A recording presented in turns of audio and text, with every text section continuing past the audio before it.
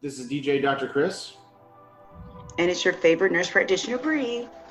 Today I'll be talking about 3 reasons your joints pop. And I'm going to be discussing an article I found on running with mask. All right. And after that, we'll pop open a bottle and see what comes out. Are you ready? Let's go. Okay, Bree, you got an article. I love articles. I'm a bit of an article nerd. So tell me what you got. Well, this one's actually from a couple of different places. So one is off of CNN, another one is off of newsweek.com. There's another one off of independent.co.uk. So apparently there's a doctor from I think it was England. Let me pull it back up real quick. Yeah, there's a doctor from England that he's an ICU doctor. He got sick and tired of people saying that their oxygen levels die down while they're just sitting down with masks on. So he set out to prove them wrong. So he ran a total of 22 miles with wearing an oximeter with his mask and said that his oxygen saturation stayed at 98%. So apparently he ran, I think, 8 miles to work, went to work, and then after work, put the mask back on, put the oximeter back on. That did not decrease at all. 8 miles to work, 8 miles back. It must be in pretty good shape. Yeah, that was my point. Because I was like, okay, that's the first thing I thought. Annie, who is the secretary at Synergy, she was like, hey, what do you think of this today? And I was like, oh, that's a perfect topic for me to discuss on our podcast. I don't know how true that is. I'm going to actually attempt it, and I'm going to record and put it on our IG feed. When you see me running, please do not be judgmental because I am not a runner. But to me, yes, if you can run 22 miles in general, you are in a sane shape and your body is conditioned to run. So someone like me that can barely run a mile, I just can't foresee your oxygen saturations not dropping, because I feel like mine dropped without a mask, and I can't see something being covered on my face in a secure location for it not to drop. Like I said, he did say he wore a 3-ply mask, not an N95. But the N95, I highly doubt that your oxygen saturation would not drop during running. I feel like mine drops when I'm running because I get numbness, like tingling in my hands and stuff. And that could be from lack of oxygen and dehydration, loss of other stuff. But I just don't, for him, I believe it. I believe it is doable. I think it is credible. But for the average person, a normal American that is not a runner, I don't feel like this is true. So I will be doing my own study, and I will post our results. Yes, definitely report back to us. This kind of works, it's not a perfect study by any means. It's a very anecdotal study, but because we kind of talk about 2 things: what happens to your oxygen saturation in response to exercise, and what happens to your oxygen saturation when you have a mask on your face that's theoretically trapping CO2. I guess that's the argument against the mask, right? Argument. Mm-hmm. Yeah, which to me does seem a little bit ridiculous. People are freaking out about it. It's like, well, I mean, surgeons wear them, all day, every day, basically, and they're not dropping like flies. I've had to sit through surgeries. I did a lot of observation as a student. It wasn't like I came out of there with like a headache or anything. So I think that whole argument's over embellished. And I have friends who are in hospitals as nurses, and they wear masks all day, and their complaint is just like gives them acne. That's their complaint. Do they wear a mask all day? Honestly, do they wear masks all day? Well, I'm sure they get, in between patients, I'm sure they take it off. Like when you're in surgery, yes. You get breaks. So. And like different surgeries, like no doctor's going to perform a 12-hour surgery and then decide to perform another 12-hour surgery after that. You have breaks in between. I think that's people's points. Like when you're conditioned to wear something, your body adapts and it adjusts. Do I think that you're going to have like CO2 poisoning? No, not from these masks, because first of all, they don't fit that well, and to begin with, Yeah. Well, like that brings when I another put my question. mask on, there's like air at the bottom. I was like that. I think people are just being dramatic, which I know all about dramatics. But like the N95s are supposed to fit your face a lot, Right. like snugger, smoother, so that way air cannot be released and air should not be able to come in. And they test you with the N95s to make sure the mask actually fits your size, face, and mouth. Because if it doesn't, that means it's not working appropriately and you should not wear it. Yeah, but it's better than nothing. I guess that's the idea, right? I mean, I think that's the idea. It's it's better just than like nothing. coughing and sneezing into your hands or into your elbow pit. It's better than nothing, right? Mm-hmm. It's gonna block some of the Help droplets. save somebody. Yeah. It's just be a decent person. Don't just like sneeze in someone's face. But yeah, it's just ridiculous how upset people get about the mask. I mean, who's wearing a mask all day? I mean, you walk into a restaurant, you wear it for a few seconds, you take it off. I mean, it does seem a little weird and inconsistent, but I don't see why it's this I feel like that's massive ridiculous, inconvenience. but I'm like, Yeah. it is whatever. Because I'm like, okay, I walked 2 feet, and you sit me down, and now I can take my mask off. You've already messed up my makeup. You've already messed up my lipstick. Like, this is just ridiculous. Like, now I don't even put lipstick on until we sit down at the table. Yeah. Yeah. I mean, I just think no one knows what to do with this whole thing. But to me, it's an inconvenience. So what? It's not a big deal. So anyways, I'll be interested to see what happens. So going back to what I was saying about O2, oxygen saturation response to exercise. Well, I've seen a lot of people with COPD who, they tend to bottom out real fast. What I've always noticed, and I don't know if you can chime in on this, is that a mild amount of exercise actually increases their oxygen saturation. And I think that has to do with the fact that they're just breathing deeper and getting sort of the dead air out of their lungs and allowing for new air to come in. But then when you really push them harder, that's when the O2 starts to drop again. So that's just what I see sort of on a consistent basis. To me, it's probably like a normal response to oxygen saturation. I'm not sure, but I feel like I still think a lot of it is people are just dramatic and they just don't want to find an excuse to not do something. And so that was the easiest excuse ever. Do I feel like you should have something covering your face at all times? No, because you need oxygen, you need viruses. That's how you build your immune system. If this was only for a couple of hours, it's not that big of a deal. You're not going to nothing's going to happen in a couple of hours. Yeah. But for people to stay in the house for months, and then when they leave the house and put a mask on, and then they go back to the house, and that means they're decreasing their exposure to different viruses and like colds out there. That's when I have a problem with it.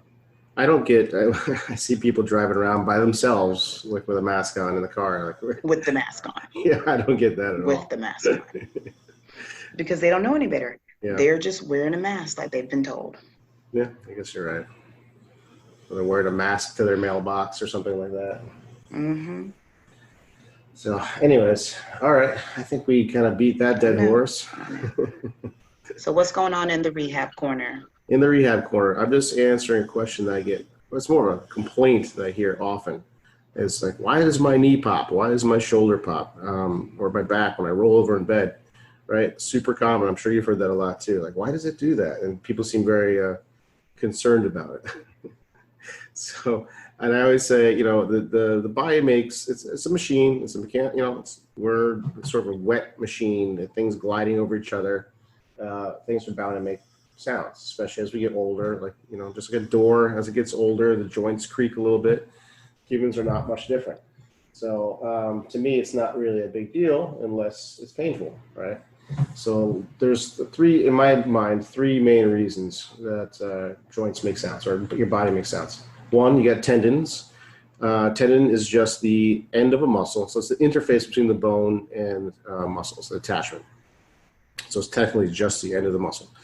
Sometimes you have tendons rolling over things, rolling over bony points, bony prominences, or rolling over other tendons, or maybe rolling over an inflamed bursa or something like that.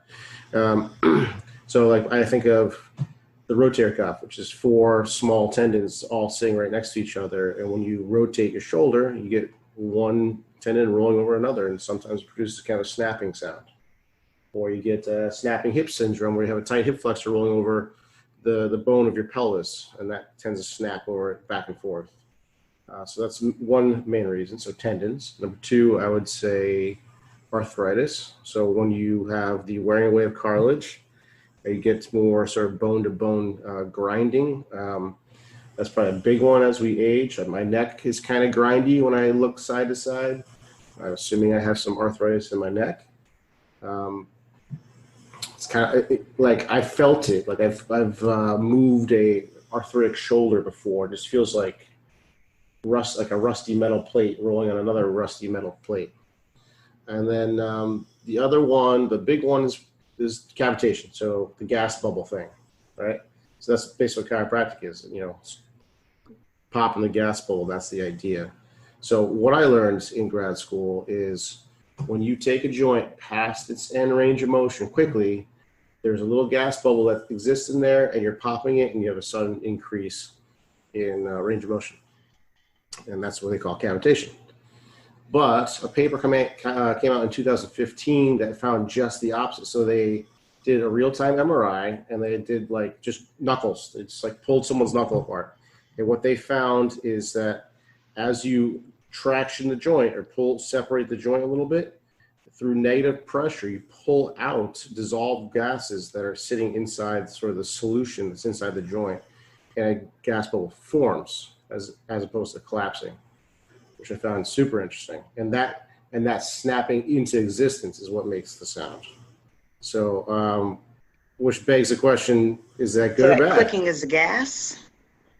This is what this recent paper found. Is we used to think it was a popping of a gas bubble when you get like a chiropractic adjustment or physical therapy manipulation. We thought we were popping a gas bubble, but now it's looking like we're actually forming a gas bubble.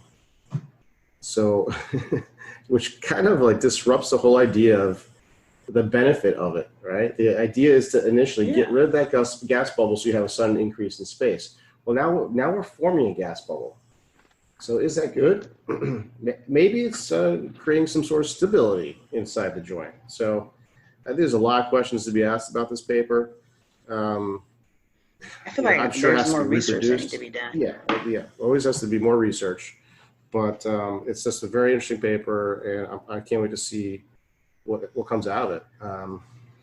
Yeah, because I do that clicking all the time in my knees. Like when I'm exercising, I'll hear it go click, click, click, and then I'm like, oh, I can't do it anymore. I feel like I'm about to break something. Yeah, so that one kind of goes to the tendon. Well, the knee is a little bit of a specific thing. So sometimes you get imbalances in the knee and sort of a bad position of the knee, like if your knees cave in at all when you squat or lunge. Sometimes the patella or the kneecap slides slightly out of the joint space and slides back into the joint space, and you get that clicking. So when it comes see that. Yeah, when it comes to that, again, go back to the rule. Does it hurt? No, it's probably not a big deal. If it does hurt, you got to modify something. But if you're doing something, it clicks. If it's clicking, it's just bad. No, I wouldn't say that. But if you can reproduce it, people are definitely perturbed by it. People get freaked out by it, because you're born, you're young, you're perfect, nothing makes sound, and as we age, things start to make sound, and people freak out because it's really an indication that we're just getting older, right? So, but if you are doing, say, like a shoulder raise, or you're doing a lunge or a squat, and every single time it's making a popping sound, I'm going to try to modify it to see if we can reduce it or make it less consistent. But at the end of the day, I don't fret about joints making sounds. And you shouldn't either, unless it's painful. Unless it's painful. Yeah, so that's what I got for you. Well, that's neat. So we have two things we need to research a little bit more. You and your air bubbles, because you're full of hot air, and me and my oxygen levels. Well, I'm not about to go do like a randomized control trial on gas bubbles. I'll let the experts do that. I will mention, a 2018 paper came out that was sort of refuting the 2015 paper. So it's definitely controversial. We don't know. That's the bottom line. And we do know that cracking the joints kind of feels nice. So why? This is kind of what I want to know. I have already started, but I said, would you like to join me in popping a bottle? Let's do it. Why not? All right. Okay, Bree, what are you drinking this evening? Tonight we are, let me tell you, we have a special guest tonight. We hadn't had one in a long time. It is my fiance, drum roll please, which everybody already knows. His name is Michael Stevens, so he's going to join us with Poppin' Bottles tonight. Michael, say hey. Hey guys. What's up, Mikey? So fortunate to be on. Hey Chris. Hey guys. So fortunate to be on this podcast. Big follower. Follow you. Make sure you guys follow them on Instagram and all that stuff. And definitely very fortunate to be on this podcast. And we are excited to have Michael on. It's his first time. He's a little nervous, so just relax. We're gonna drink some wine. So this week we are drinking wine called Abstract. It's from Orwin Wells. He also is the creator of 8 Years in the Desert. He used to have ownership of Prisoner, but then he sold it. But this wine, this is my first time having it tonight. It is amazing. It's so good. It's a red. We got it while we were in Captiva, and I brought it home because I was like, I've never seen a display like this before, but it's really good. Let me see. I'm going to have a sip right now. And you guys are fancy. Can I come over and drink it with you? Of course. This is more like a cab, kind of Pinot-y too. It's not heavy, but it's not really light. It's like in the middle of heavy and light. What are you drinking tonight? I am drinking a Carolina Cabernet. It's from Chile, and it is mediocre. It's a little acidic for my taste. Of course, I just opened it up. It might be just a little bit tight. Yeah, it's all right. It's all right. Whatever. Well, ours is amazing, so you should be jealous. Yeah, man. I'll just jump in my car and come on over. I know. Just pack your stuff up. So what's on your mind this week, Bree? So tonight we just finished dinner with his brother and his sister-in-law, and we were talking about just life in general and how I feel like we've been so busy, but not really. We're just trying to plan the wedding, and we're waiting for people to send back their RSVPs. I'm like, it just doesn't make any sense to me. I'm the type of person that when I get invited to a wedding, I legit put the RSVP back within that week that I get the invitation. Sad thing is people wait till the last minute and it just kind of fucks up the flow, So we're sitting here. I've only we invited 137 people. No, you didn't? Didn't get y'all's back. Y'all are one of those people. No. No. I am one of those people. My wife is not. So something is amiss. I'll have to find out because she's she's probably planner. Just we're coming. We're coming because the baby's in the wedding party. Yeah. Do you need my RSVP? Does that help you with your books? Issues. I would like to have them back. Okay. I'll find out where it is. Okay.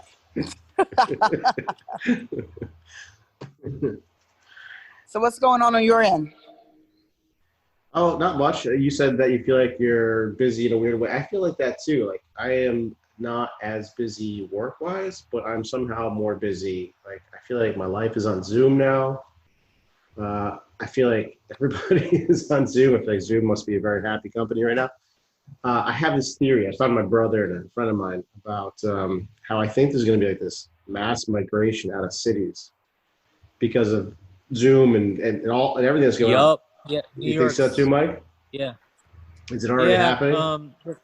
100%. Yeah. So that's a prime example in New York City. A lot of the people in the top 1% and a lot of people, no, I'm just saying how it is that a lot of people are moving down to Florida now because the crime rates in New York and murders and crime rates have gone up 22%. So a lot of people, you do see this exodus of people moving down to other different states, not just because of that, but also, the cost of living as well. So those are two contributing factors, I think. So not just like New York, but Connecticut, New Jersey, the whole 9 yards. Well, I'm not even talking about the state movement. I'm talking about city to burbs.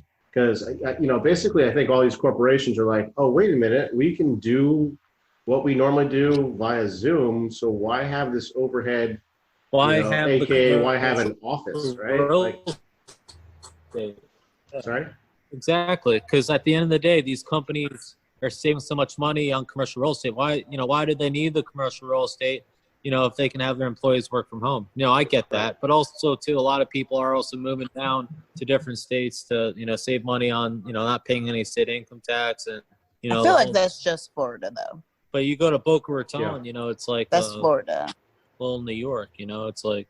I just feel like, because I was like, any other state, you still have to pay state income tax. I just feel like, states, like the big cities, like COVID scared them completely. Like with the whole how fast the virus spread. And so they don't want to be in congestion anymore. And so that's another reason why they're leaving. And then plus crime and plus like different, like little other things. It's just like a reason to go to the suburbs. Like, why would you stay in the city? Right. I mean, the reason to be in a city is proximity to your occupation, right? Well, if that's going away, and, there's going to be some services that are a little more hands-on. You kind of have to be there. But there's a large sector that just does not need it. You don't have to be present for. So the reason to live in a city is proximity to work and then excitement, right? So some people will probably stay in cities for the excitement and restaurants and variety and stuff. But a chunk of people will probably be like, why I'm here because I need to be close to work. Well, I can work at home. Why not save a bunch of money and buy a house with a pool or whatever, instead of being trapped in a tiny little apartment? And so I think a giant chunk of people are just going to move out of cities. And then what happens? Then the cities are going to probably have a rough time after that. They probably will. I was reading something today that they said the effects, like it's a butterfly effect. The effects of COVID-19, we're not going to realize how bad it hurt us until 3 to 5 years later. Right. And so I was like, I can see that for real. What's going to happen with all this commercial real estate? I mean, malls have been closing already for years before any of this happens. Restaurants are going out. A lot of restaurants are going out of business. A lot of stuff in cities are going to go out of business. I mean, not out of business, but just close their actual shop. And the crazy thing is, I don't foresee it happening because like people, when we were in quarantine, after that quarantine was lifted, people were like, get me out of the house. Malls, I kind of see yes. People don't like, a lot of people do shop online. I feel like there will be some stores, like retail stores, to stay open, but like restaurants, I don't think they'll ever completely close because people like to go out to social. eat. They atmosphere. Like to be. They like the atmosphere. Yeah, I 100% agree. Yeah. But like a mall, like I don't know when the last time I went to a mall. Yeah. Like I couldn't tell you. Now a TJ Maxx and a Marshalls, yes, because with home goods and stuff like that, I'm not going to buy a couch unless I sit on it, lay on it, do all this stuff. But clothes is so easy now that you can try them on and then ship them right back. Like the clothing store situation will be hit hard. Yeah.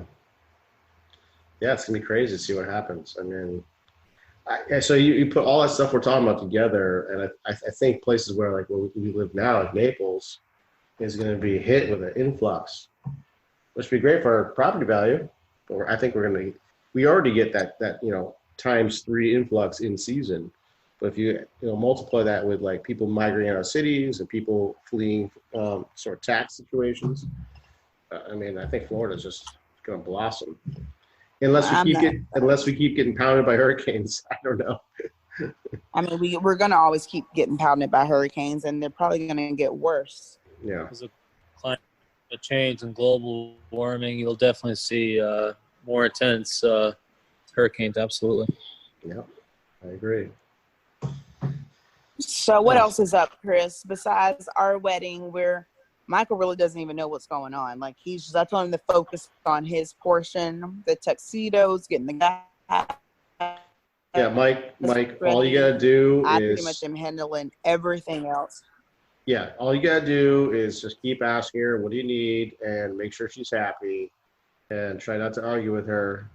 And when she argues with you, just tell her she's right, and things will go smooth. I'm not saying that's what I did, but if you want to learn from my mistakes, to do those things. It's happy life. Uh-huh. 100%. It's Yeah, I think at the end of the day, you're 100% right. You know, I think like every couple, everyone has a little bit of their differences, but at the end of the day, But Michael's like, I'm still right. no, no. There's some things I'm not right. Absolutely, I agree with that. And there's some things you're not right. It is what it is. Everyone has. I am always right. Yes, So- the work up towards the wedding, I feel like, is training grounds for the actual wedding or married life. So pay attention. Make your woman happy. Yes. Make your woman happy. Yes. Swallow your pride.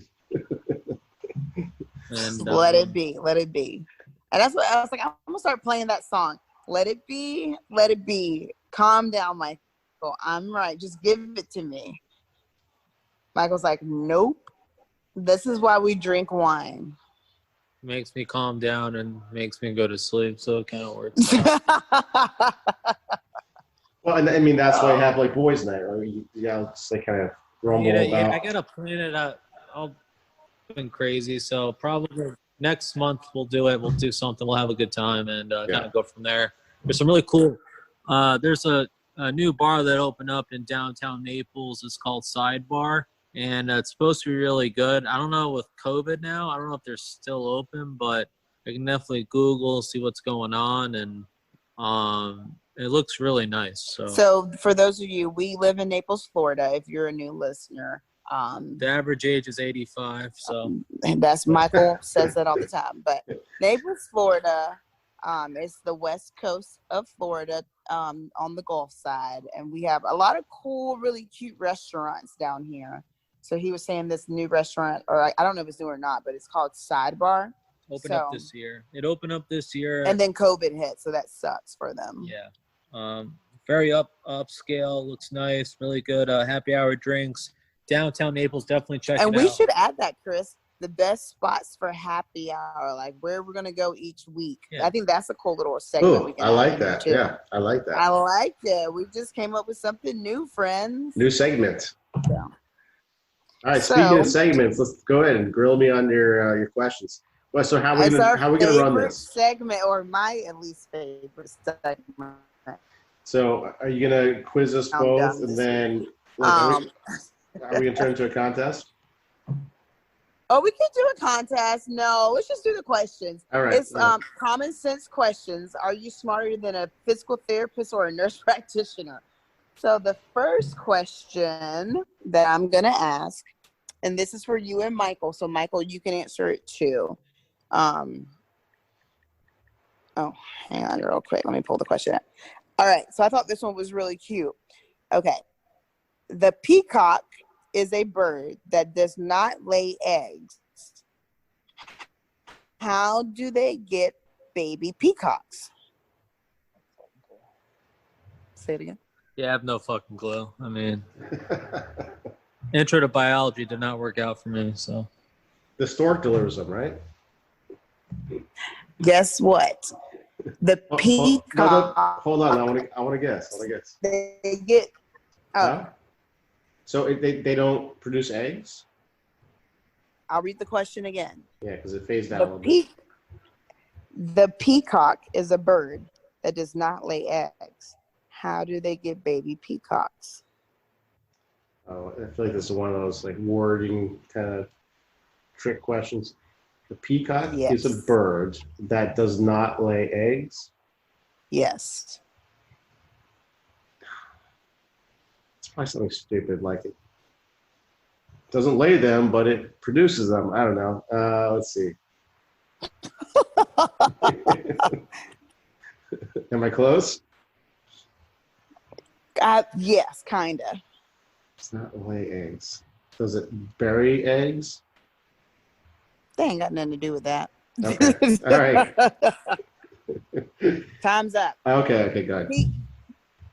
Peacocks cannot lay eggs, but a peahen can. The peahen lays eggs and gets baby peacocks. Okay, gotcha. Yes. So peacock is peacocks, okay. that's It's like a the good rooster. because a lot of people don't understand that peacocks cannot be female. Peacocks are only male. So you see a peacock with the beautiful feathers and colors, it's a boy. It's always a boy. Peahens are ugly. They don't have the feathers, they don't have the colors or anything like that. You learned something new today? There you go. See? It's like the roosters and chickens and bulls and cows. Hey. Oh, that was the next question. Okay, go. I already got this. You ready? A rooster laid an egg on the top of the barn. Which way did it roll? Michael? Which way did it roll? Yeah, the egg. Which way did the egg roll?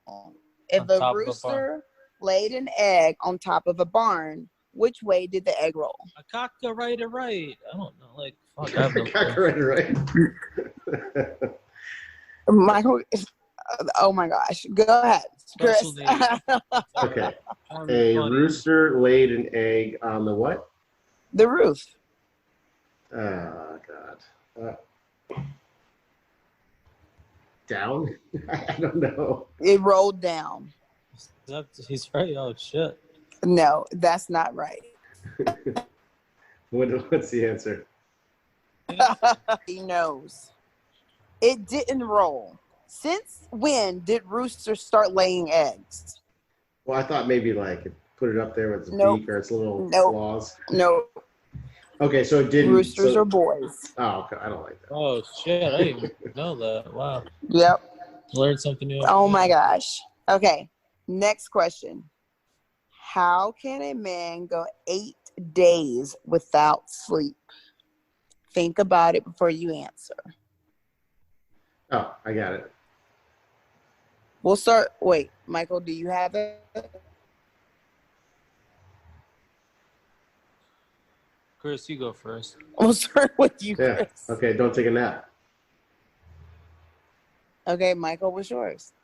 I mean, makes sense. I mean, I don't know if you're in like active combat in the military. You're thinking too hard. These are like okay, so let me preface it with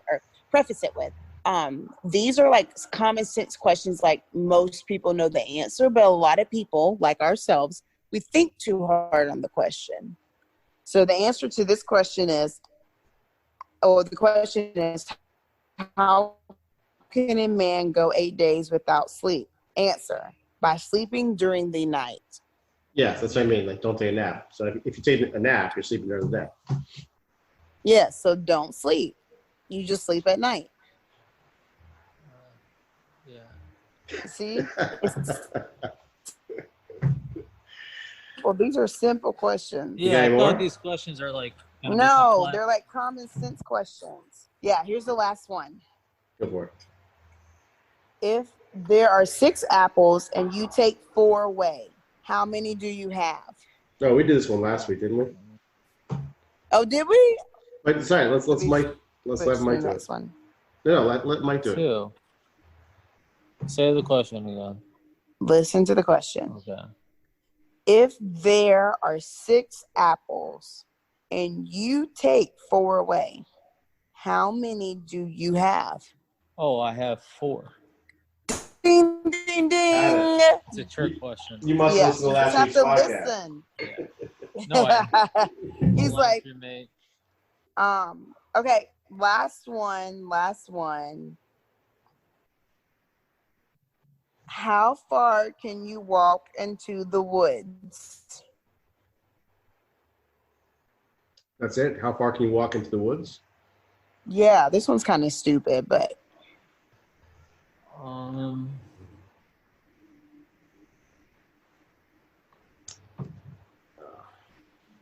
this is like so stupid. 1 step. It's not stupid. It's common sense. It's trying to make you like use that brain cells that God gave you. Yeah, did I get it? 1 step. No. 2 steps. No, it's not a number. Oh, because I feel like once you're in them, you can't go keep going into them. You know what I mean? You're on the right path, Chris. All right. Michael, have you given up? Like you gotta go like to a distance, like There's not like 500 feet. It's nothing like that. It's not a number. half of a distance. Yes, you got it right. What did he say? I didn't hear it. I know he shocked himself. Like Yes. half of a distance. I don't know. So the answer is, how far can you walk into the woods? Halfway. After that, you are walking out of the woods. Ah. See? All right. Yeah. There you go. Nice. Milan for Mitch. So. All right. I Well, was like, I got a question for you guys.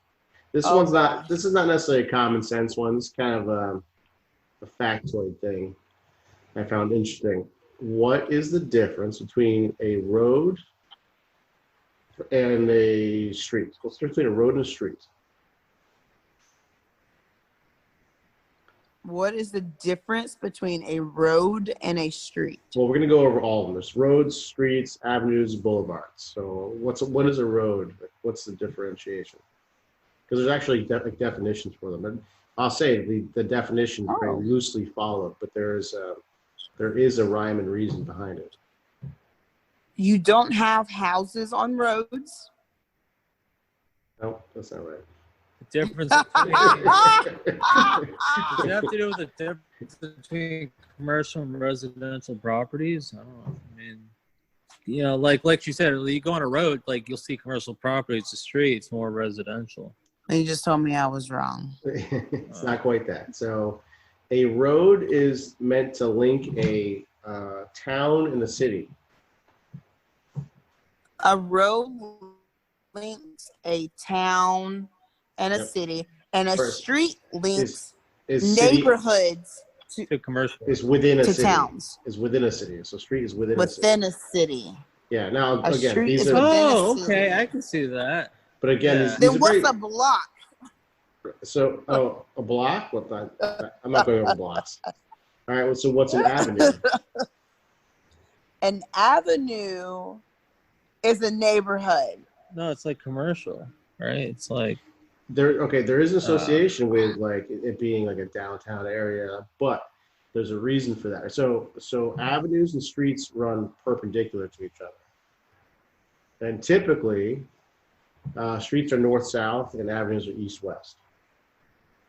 Oh, you know what? I learned that. I didn't remember till just now when the beach, Naples, downtown, going towards the beach, because you have like First Street, Second Street, Third, and then you have First Avenue, Second Avenue, Third Avenue, and it's because of the coordinates. Yeah, and if you know these little basic rules, it makes life easier when you try to navigate somewhere. All right, so Or you just use GPS. Well, so I'm a big believer in like learning navigation. Like what about interstates and intrastates? I'm not. I tell people to turn by the McDonald's. Well, how about this one? I mean, when you're coming to my house, you pass the Winn-Dixie. Did you know interstates, if it's even versus odd, you know what the difference is? No. So an even interstate is east-west, whereas odd is north-south. Yeah, like think of 75, 95, right through the north-south. yeah. Like Route 80 goes from like New Jersey to California, east-west. Yeah. Oh, that's why you get on highway or route 6. So yeah, that Route 6 would be east-west. East-west. Yeah. I don't know where that is, but Oh, is it 66? It's Route 66. well, that would also be east-west. It's the Orwin. Orwin's talking at this point in time. Gotcha. Okay, last one. So what's a boulevard? A boulevard is what I want to live on. Boulevard, it's a district of bars and restaurants, like commercial or no? No. Okay. The boulevard tends to be like a wider street, and then it's usually defined by having a median. right? Think of Golden Gate Boulevard. But there's a lot Hmm. of boulevards have to be like downtown, like Hollywood Boulevard.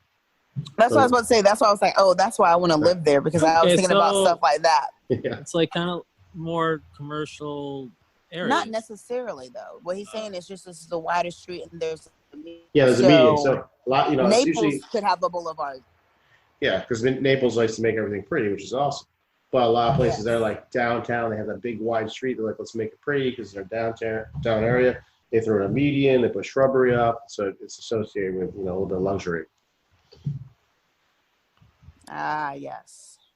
Oh, well, I'm done with these questions. I don't know shit about streets or boulevards or driveways. What was it? Well, I'm excited that we have a new segment coming in. I know, happy hour. So Yeah. I'll come up with the first cool happy hour for next week. And then Chris, you need to come up the week after that and we'll just rotate. Okay, so let's wrap this guy up. So remember, if your joints pop, don't worry about it. It's probably not a big deal. If it hurts, okay, yeah, maybe modify it. But popping joints are a normal occurrence. And I'm sad to report our special guest is missing in action, so he can't say goodbye. He left me to go take the dogs out to go potty. So Well, I'm very happy. it was a pleasure to have Mike on. He's always a fun character, and we'll be sure to have him back. So this is DJ Dr. Chris, And it's your favorite nurse practitioner, Bree. and this is Poppin' Bottles. See you next week. Bye, guys.